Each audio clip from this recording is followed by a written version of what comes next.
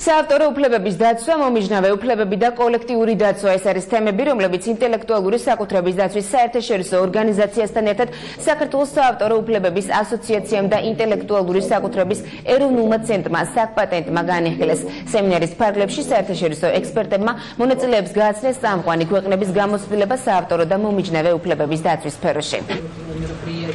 საკმაოდ მნიშვნელოვანია, რომ განვითარებული მსოფლიოს გამოცდილება, რომელიც არსებობს დღეს საავტორო უფლებების დაცვის კუთხით, დღეს წარმოდგენილი იქნება და საქართველოს მიიღებს მნიშვნელოვან გზას, მნიშვნელოვან სიგნალებს იმისთვის, რომ საავტორო უფლებების დაცვა კიდევ უფრო ქმედითი და ნაყოფიერი გახდეს საქართველოში. საქართველოში ჩვენ ზოგადად კანონმდებლობა შესაბამისობაში გვაქვს საერთაშორისო სტანდარტებთან, მაგრამ ახსოვლებასთან დაკავშირებით არ ახონი პრობლემები, რაც დაკავშირებულია